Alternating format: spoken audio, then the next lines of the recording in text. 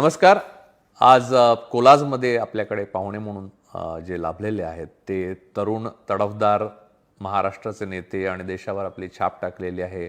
अत्यंत तरुण वयात जे महापौर झाले नागपूरचे आणि तरुण वयात म्हणजे पवार साहेबांनंतरचे सर्वात तरुण मुख्यमंत्री झाले ते देवेंद्र फडणवीस, जे आता महाराष्ट्राचे विरोधी पक्ष नेते आहेत.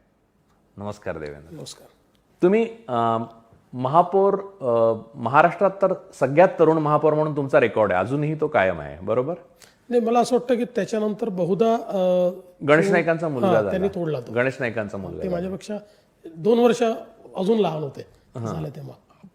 आणि एक झालं, दुसरं म्हणजे तुम्ही झालात तेव्हा तर तुम्हीच होता. दुसरं असं की मुख्यमंत्री तुम्ही झाले तेव्हा पवार साहेबांनंतर सर्वात तरुण मुख्यमंत्री होते.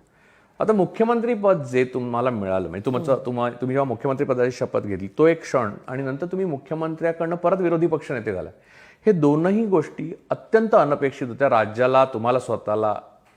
तर तुम्ही ते जेव्हा ते तुमच्याकडे आलं तेव्हा ती एक्साइटमेंट, आणि जेव्हा ते तुमच्याकडनं गेलं तेव्हाही ते खूप अनपेक्षित होतं की तुम्ही न येण्याचं कोणतं कारण दिसत नव्हतं.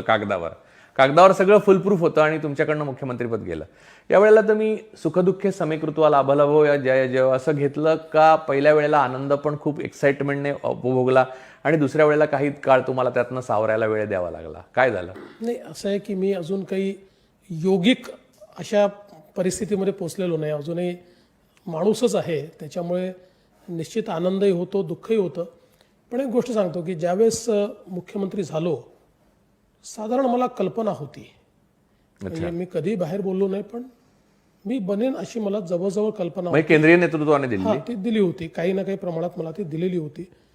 त्यामुळे म्हणजे आनंद तर होताच, परंतु आपल्या या कानालाही कळू द्यायचं नाही, ही जी काही एक आमच्या इथली पद्धत आहे त्या पद्धतीप्रमाणे मी कधीही बाहेर बोललो नाही. त्यामुळे माझा आनंदही काही बाहेर दिसला नाही. त्यामुळे तो हळूहळू आनंद असा एकदम आपल्याला बातमी कळल्याने आपण जसं खूप एक्साइट होतो, ती स्टेज काही कधी आली नाही. कारण ते असं मला हळूहळू इशाऱ्यात रोज सांगितलं जातं की बाबा तुला लीड करायचं, तुला लीड करायचं, तुला लीड करायचं आहे. तुम्ही घरात सांगून ठेवलं तर? नाही, माझ्या पत्नीलाही नाही, माझ्या आईलाही नाही, कधीच नाही. आणि मी सांगितलं नाही, या कानाचं त्या कानालाही नाही. आणि तुमचं म्हणणं खरं आहे, म्हणजे त्यावेळी कोणाला वाटलं नव्हतं की मी मुख्यमंत्री होईल, त्यावेळेस मी मुख्यमंत्री झालो. आणि जेव्हा माझ्यासहित सगळ्यांना माहिती होतं की मी मुख्यमंत्री होणार आहे त्यावेळेस मी झालो नाही. पण त्याचा दुःख निश्चितच झालं, पण फार काळ नाही राहिला. किती काळ साधारण टिकला? माझा अंदाज असा आहे की एक तर अनबिलिव्हेबल होतं. त्यामुळे 2 दिवस विश्वास बसायला लागले. म्हणजे ज्यावेळेस हे सरकार असं हातातून निसटत एक दिवस असं लक्षात आलं की आता हे सरकार नाही आहे, आपलं गेलं आहे आपल्या हातून. तर 2 दिवस त्याच्यावर विश्वास बसला नाही की असं होऊ कसं शकतं. कारण सगळ्या गोष्टी आपल्या बाजूनी असताना सगळ्यात जास्त लोक आपले निवडून आले, सगळ्यात जास्त युतीतले निवडून आले, आणि जे काही वादळ होतं ते संपेल असं वाटलं. असं सगळं असताना हे गेलं कसं आपल्या हातून, असं ते विश्वास त्याच्यावर काही बसला नाही. पण त्याच्यानंतर मला असं वाटतं एक 10-12-15 दिवसात मी एकदम नॉर्मल झालो, परिस्थिती स्वीकारली. आणि म्हणजे मला साधारण एक्स्ट्रीम दुःख आणि एक्स्ट्रीम हर्ष अशी पद्धत माझी नसते. मला दुःख होतं किंवा आनंद होतो, पण एक्स्ट्रीम काही नसतं. त्यामुळे मी स्वीकारलं आणि मग जो रोल मिळाला त्या रोलमध्ये घुसलो आणि त्या रोलमध्ये काम सुरू केलं. पण मला इथे एक मुद्दा आहे की शिवसेनेने तुमचा विश्वासघात केला असा राग तुम्हाला आला तेव्हा? माणूस आहात म्हणून तुम्ही म्हटलं की आपल्याला नाही, राग निश्चितच आला. कारण याचं 2 कारणं होते. एक, लोकसभेच्या निवडणुकीतही जणू काही हे त्यांचे उमेदवार हे भाजपचे उमेदवार आहेत, आपल्याला मोदीजींना पुन्हा पंतप्रधान बनवायचं आहे, असं मी शिवसेनेच्या उमेदवारांकरता काम केलं, त्यांच्याकरता मदत केली, जे माझ्या त्यांनी करता येईल ते केलं. विधानसभेच्या निवडणुकीमध्ये ज्या दिवशी फॉर्म वापस घ्यायचे होते, मी भाजपच्या बंडखोरांचे फॉर्म वापस घेण्याकरता बसलो नाही. देसाई साहेब आणि सगळे ते माझ्याकडे बसले आणि सकाळपासनं 5 तास मी केवळ सेनेच्या विरुद्ध जी आमची मंडळी उभी होती, बंडखोरी होती, त्या लोकांना वापस घेण्याकरता 5 तास फोनवर होतो आणि त्यातले मॅक्सिमम लोक मी परत घेतले. कारण मला शेवटी एकत्रितपणे आपल्याला निवडून येऊन जास्तीत जास्त जागा मिळवायच्या आहेत. म्हणजे त्याच वेळी सेनेचे बंडखोर आपल्या विरुद्ध परत होत नाही आहेत याकडे मी दुर्लक्ष केलं. किंवा मी अशी अट नाही टाकली की तुमचा हा मागे गेला तर माझा हा मागे जाईल. त्यामुळे तुम्ही बघितलं असेल की प्रचंड बंडखोरी सेनेची ही भाजपच्या विरुद्ध होती. भाजपची त्या मनाने कमी होती, कारण मी जवळजवळ सगळे बंडखोर हे त्या ठिकाणी परत घेतले होते. आणि त्याच्यानंतर निवडणुकीमध्ये म्हणजे उद्धवजी तर सेनेच्या कॅन्डिडेट्सकडेच गेले, पण मी भाजपच्या कॅन्डिडेटच्या प्रचाराला गेलो, सेनेच्या कॅन्डिडेटच्या प्रचाराला गेलो. सेनेचे अनेक, कारण जुने संबंधही होते, अनेक त्यांचे आमदार मला फोन करायचे किंवा कॅन्डिडेट फोन करायचे की इथे ही अडचण आम्हाला होते आहे, तर आपला उमेदवार आहे असं समजून मी त्यात मदत करायचो. आणि एकूण त्याच्यापूर्वीच्या 5 वर्षामध्ये जे काही संबंध उद्धवजींशी होते, म्हणजे एक गोष्ट मी, आणि तेही मान्य करतील, उद्धवजींनी मला सांगितलं आणि मी ते ऐकलं नाही असं कधीच झालं नाही, नेवर इन 5 वर्षात. त्यामुळे निश्चित एक सात्विक संताप मला आला, मला राग आला, या सगळ्या गोष्टी आल्याच. पण शेवटी राजकारण आहे, त्याच्यामुळे अशा गोष्टी मागे टाकायच्या असतात आणि पुढे जायचं असतं. आता हे प्रश्न खूप मला रिपिटेटिव्ह विचारायचे नाहीत, कारण अगोदर तुम्हाला अनेकांनी विचारलं, पण मला हा वेगळ्या पद्धतीने विचारायचा आहे हा प्रश्न, कारण हा प्रश्नाची उत्तरं अजून आलेली नाहीत. तुम्ही पहिली गोष्ट अशी की तुम्ही त्यांना दिलेलं वचन मोडलं असं जे सगळीकडे प्रसृत झालं, किंवा त्यांचं असं एक व्हर्जन आहे, त्यांचंही एक सत्य आहे, जे तुमचंही एक सत्य आहे राजकारणी म्हणून. त्यातलं खरं द ट्रूथ काय आहे, म्हणजे काय सत्य आहे की तुम्हाला खरोखरच तुम्ही वचन देऊन नंतर तोडलं का, की केंद्रीय नेतृत्वाने तुम्ही वचन देऊन तोडलं नसेल, तुमच्या केंद्रीय नेतृत्वाने ते असमर्थता दाखवली का ते वचन पाळायला, काय झालं? असं असतं, आपल्याला माहिती आहे ना, प्रत्येक गोष्टीच्या 3 बाजू असतात. एक तुमची बाजू, एक माझी बाजू आणि एक खरी बाजू. त्यातली खरी बाजू कुठली? पण शिवसेनेचं म्हणणं आमची आणि खरी बाजू एकच आहे म्हणून. नाही, हे आता प्रत्येकाचं वेगळं परसेप्शन आहे. असं आहे की उद्धवजी असं सांगतात की मला वचन दिलं होतं. माझ्या स्वतःला जे बोलवून, कारण एक 15 मिनटं उद्धवजी आणि अमितभाई हे आतल्या खोलीत बसले, पुन्हा मला आतमध्ये बोलवलं, काय बोलायचं मला सांगितलं. त्याही वेळेस मला कधीही असं सांगितलं नाही.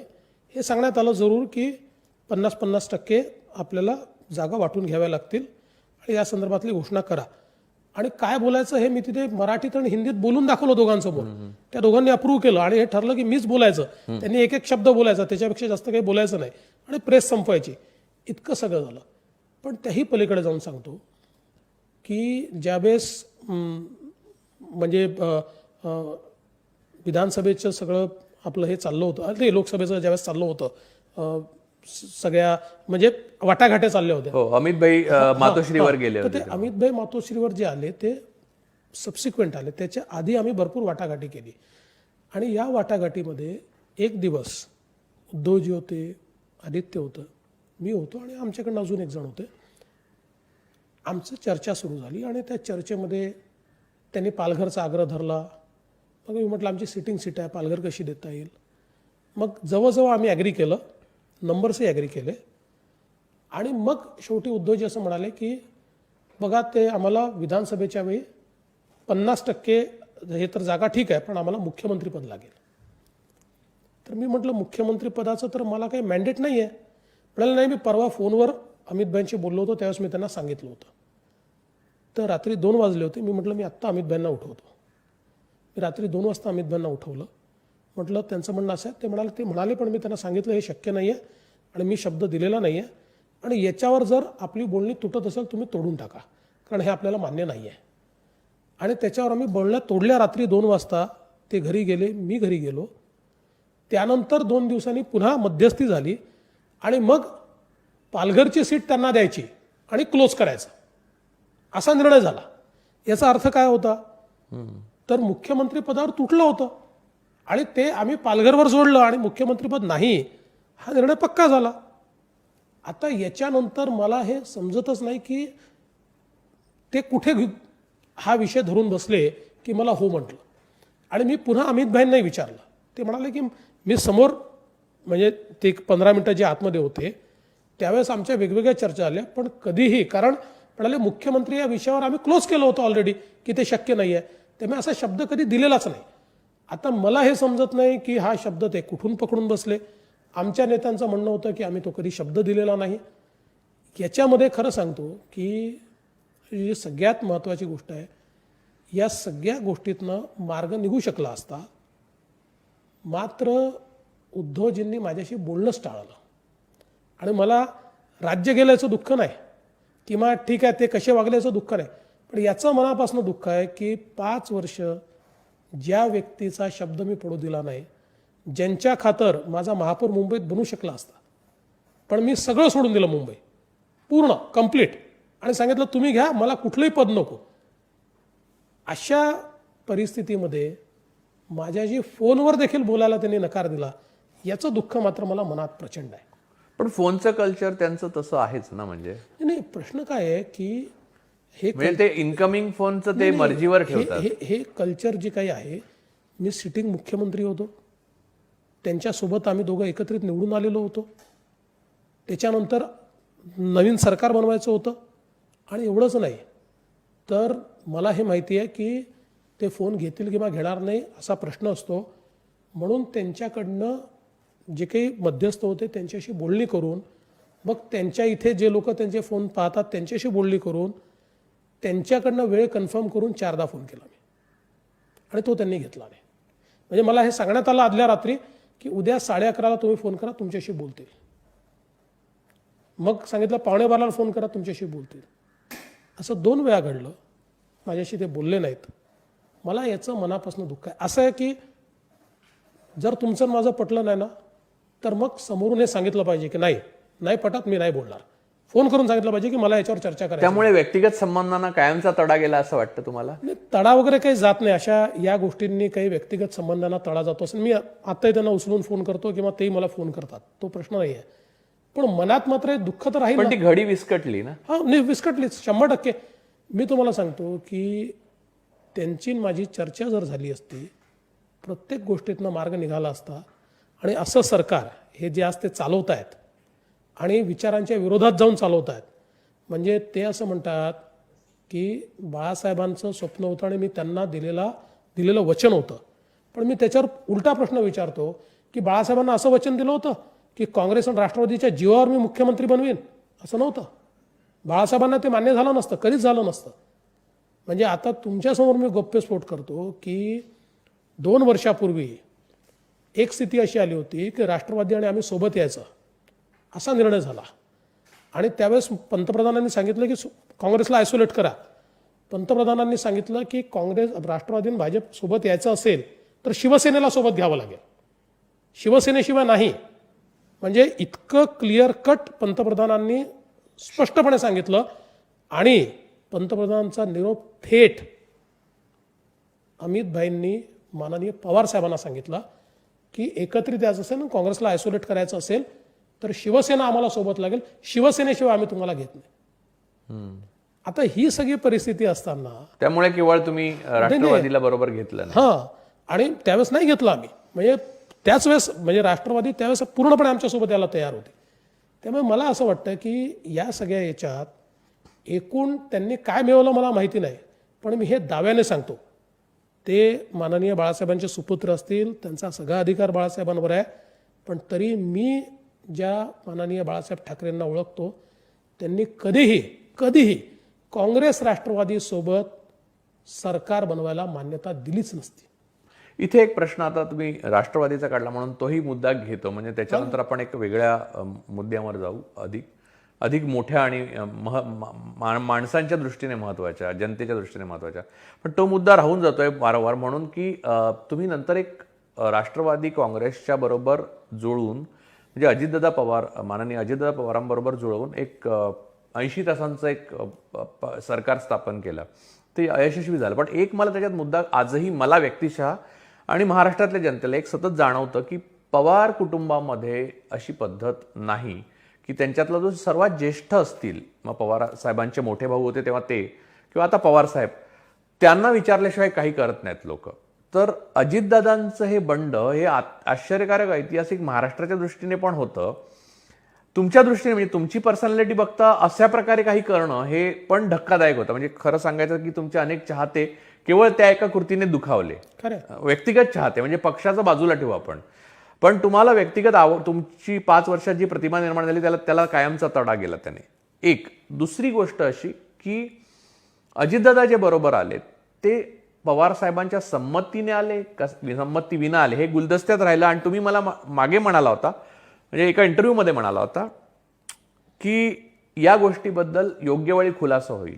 आता खूप वेळ झाली हो, आता कुठची योग्य वेळ? हीच तर योग्य वेळ. सांगून टाका काय पवार साहेबांनी तुम्हाला मॅन्डेट दिलं होतं का आपलं? नाही, असं आहे की त्याचा जो खुलासा आहे, अनेक लोक आता पुस्तकं लिहित आहेत. खरं पुस्तक मी लिहिणार आहे. कधी लिहायचं ते ठरवलं आहे, लगेच लिहिणार नाही आहे, पण खरं पुस्तक मी लिहिणार आहे. आणि मग हे जेवढे पुस्तकं लिहित आहेत ना, त्यांचे पुस्तकं कसे गृहितिकांवर आधारित आहे आणि किती इमॅजिनरी आहे हे त्यावेळेस लक्षात येईल. कारण सगळा घटनाक्रम माझ्या डोक्यात हा, पत्रकारांनी लिहिलेली हो, हो, पुस्तकं. हो. बरेच पत्रकार लिहून 36 तास अडते असं काय? बरे वेगवेगळे लिहित आहेत. तुम्हाला एकच गोष्ट यात सांगतो की ज्यावेळी शिवसेना येत नाहीये असं लक्षात आलं, त्यावेळी आमच्याकडे काय ऑप्शन्स आहेत त्याचा आम्ही विचार केला. आणि त्यातल्या एका ऑप्शनमध्ये आम्हाला थेट राष्ट्रवादीची ऑफर होती सोबत जाण्याची. थेट राष्ट्रवादीची ऑफर. गॉड प्रॉमिस तुम्ही सांगता? राष्ट्रवादी म्हणजे निश्चित. राष्ट्रवादी म्हणजे थेट राष्ट्रवादी म्हणजे अजित पवार नाही, थेट राष्ट्रवादीची ऑफर होती.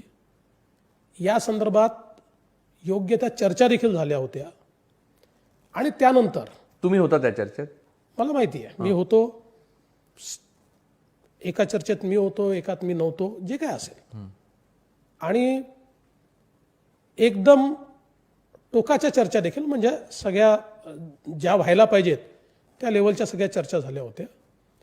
त्याच्यानंतर राष्ट्रवादीच्या प्रमुखांनी आपली भूमिका बदलली आणि आम्ही कॉर्नर झालो आणि आम्ही शांत बसलो होतो. 2-3 दिवस असे होते की आम्ही आता मनातने ठरवून टाकले की आता आपल्या हातात हे सरकार नाही, हे सरकार गेलं. आणि कुठलीच कृती आम्ही केली नाही त्या 3-4 दिवसात. पण त्या 3-4 दिवसांनंतर अजितदादांकडनं आम्हाला फिलर आला आणि आमची त्यांच्याशी चर्चा झाली आणि ते म्हणाले मला मान्य नाही हे. म्हणाले जे पवार साहेबांनी आधी सांगितलं होतं, माझं आजही स्पष्ट मत आहे, स्थिर सरकार हे भाजप आणि राष्ट्रवादी या ठिकाणी देऊ शकेल. पण जर पवार साहेब शब्दावरून आता बदलत असतील तर मला हे वाटतं की हे 3 पक्षाचं सरकार चालू शकत नाही, यातनं राज्याचं नुकसान होईल. आणि म्हणून मी तयार आहे तुमच्यासोबत सरकार बनवायला. आणि त्यानंतर त्यांच्याकडे रिक्वायर्ड स्ट्रेंथही होती. त्यानंतर हा निर्णय झाला. आणि म्हणून ती जी काही सकाळी झाली, म्हणजे आता तो निर्णय बरोबर होता का चूक होता, म्हणजे मी तर 4दा हे कबूल केलंय की कदाचित चूक असेल. पण ज्या तुम्हाला व्यक्तिशः चुकीचा झाला तो. नाही, म्हणजे तुम्ही आज you are अनलाईक देवेंद्र झाला. आज मी ज्यावेळेस मागे वळून पाहतो त्यावेळेस नसतं गेलं तरी चाललं असतं असं आज वाटतं. पण त्या क्षणी नाही वाटलं, याकरता नाही वाटलं की ज्यावेळी तुमच्याशी सगळे धोका करतायत. तुम्हाला राग होता? जेव्हा बॅकस्टॅबिंग होत आहे, तुमच्या पाठीत प्रत्येक जण खंजीर खुपसतोय, त्यावेळी जगावं लागतं राजकारणामध्ये. राजकारणात मरून चालत नाही. You have to bounce back. आणि मग अशा परिस्थितीमध्ये या महाराष्ट्राचा इतिहास आहे की कधी कधी गनिमी कावा करावा लागतो, आपल्या मनाविरुद्ध जाऊन करावा लागतो. आणि म्हणून तसा गनिमी कावा तो आमचा होता की ही चान्स मिळालाय, आता हे करायचं. आणि म्हणून रात्री ठरलं, सकाळी केल्यानंतर त्यातले बरेच कॉन्सिक्वेन्सेस झाले. पण आजही तुम्हाला सांगतो, जर सर्वोच्च न्यायालयाचा निर्णय आमच्या विरोधात गेला नसता तर ते सरकार टिकलं असतं, 100% टिकलं असतं. म्हणजे ती पूर्ण व्यवस्था आम्ही केली होती. दुर्दैवाने सर्वोच्च न्यायालयाचा निर्णय आमच्या विरोधात गेला आणि त्यामुळे आम्ही त्याच्यात काही फार करू शकलो नाही. आणि म्हणून मी सांगतो की आज मला मागे होऊन पाहिलं तर असं वाटतं निर्णय चुकला होता. पण त्या क्षणी आय वॉज कन्व्हिन्स्ड. आणि मला असं वाटतं की त्यावेळेस माझं कन्व्हिन्स होणं याकरता बरोबर होतं की सगळे मिळून तुम्हाला ज्यावेळेस बॅकस्टॅप करतात ना, त्यावेळेस आपल्याला ही भूमिका नाही स्वीकारतायत की नाही मी तर तत्वांना अडून राहील, माझ्या पाठीत किती खंजीर खुपसा. राजकारणात हे चालत नाही. राजकारणामध्ये त्यावेळी जशास तसं उत्तर द्यावं लागतं. ते उत्तर देण्याचा प्रयत्न केला, अयशस्वी झालो. पण यशस्वी होण्याच्या 99% पोहोचून अयशस्वी झालो. मला एक सांगा की पवार साहेबांनी ऐन वेळेला आपली भूमिका केवळ तुम्ही फडणवीस आहात म्हणून बदलली असं तुम्हाला वाटतं का? नाही, आता याच्या संदर्भात मी अधिक काही बोलणार नाही. पण हो किंवा नाही मध्ये सांगा. म्हणजे आतून काय तुम्हाला माहिती असेल? नाही, मी एवढंच सांगतो की फडणवीस आडनाव असण्यामुळे काय काय भूमिका बदलतात या बरेच वेळा आम्ही बघितल्या. पवारसाहेबांच्या बाबतीतही बघितल्या, अनेकांच्या बाबतीत त्या आम्ही बघितल्या. पण आता असं आहे की जे गेलं ते गेलं, आता त्याच्यावर मी काही म्हणणार नाही. एवढं मात्र निश्चित सांगतो की गेल्या 5 वर्षामध्ये माझ्यावर अटॅक करायला केवळ एकच शस्त्र मिळालं आणि मला याचा आनंद आहे की अनेक नेते जे स्वतःला पुरोगामी म्हणवतात, अशा पुरोगामित्वाचा बुरखा हा वारंवार फाटला. कारण त्यांना केवळ आणि केवळ माझ्या जातीचाच उपयोग करावा लागला. माझ्यावर अटॅक करण्याकरता माझ्या जातीशिवाय त्यांना काहीच सापडलं नाही गेल्या 5 वर्षात. तुम्ही स्वतः आपण ब्राह्मण आहे तर तुम्हाला अभिमान वाटतो? नाही, असं जातीचा अभिमान वाटण्याचे काही दिवस नाही आहे. कर्तृत्वाचा अभिमान पाहिजे. जातीचा अभिमान कशाचा आहे? तुमचं कर्तृत्व चांगलं असेल तर त्या कर्तृत्वाचा अभिमान वाटला पाहिजे. जात ही बघा एक परंपरा आपल्याकडे आली. माझं तर मत आहे आणि हे सगळ्यांचंच मत आहे की हिंदू धर्मामध्ये जाती व्यवस्थेचा जो अशा प्रकारचा जो काही प्रकार तयार झाला आणि त्यातनं मग कोणीतरी खालचा आणि कोणी वरचा आहे, हा मूळ हिंदू धर्मच नाही.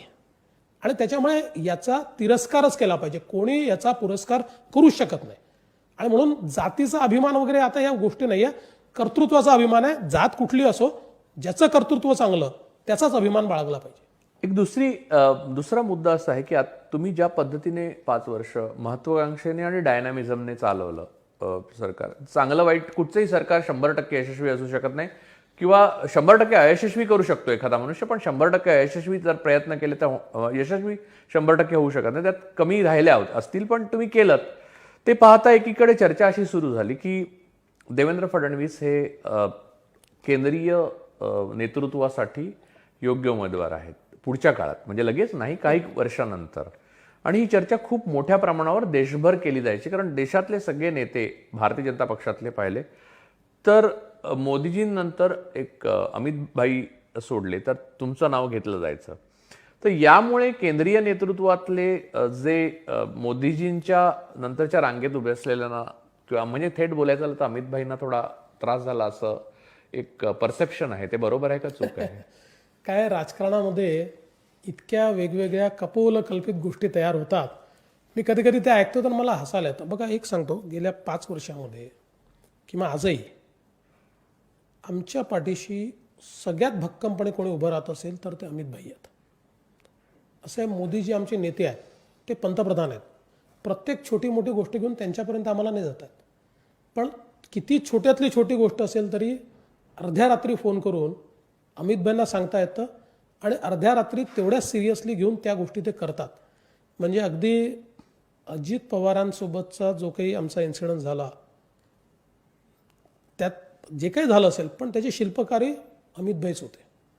त्यांनी स्वतः लक्ष घालून ज्यावेळेस हे लक्षात आलं की असं असं आपल्याला करता येत आहे त्यावेळेस शपथविधी झाला पाहिजे, काय झालं पाहिजे, पुढे काय झालं पाहिजे, असं सगळ्या गोष्टी या त्यांनी केल्या. त्यामुळे अमित भाई हे भक्कमपणे माझ्या पाठीशी उभे आहेत. दुसरं असं आहे की बघा भाजपमध्ये पिढ्या बदलत असतात, नवीन पिढ्या येत असतात. तर आता एक पिढी समजा आपण आदरणीय मोदीजींची जर पकडली तर दुसरी पिढी अमित भाईंची आहे. वयाचा जर तुम्ही डिफरन्स बघितला आणि त्या पिढीमधले किंवा त्याच्या सोबतच्या पिढीमधले लोक आम्ही आहोत.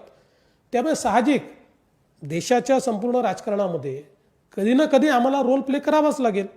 पण याचा अर्थ सर्वोच्च पदावर जाता येईल किंवा त्याच्या खालच्या पदावर जाता येईल, मला असं वाटतं की ही चर्चा आत्ता करणंही चुकीचं आहे.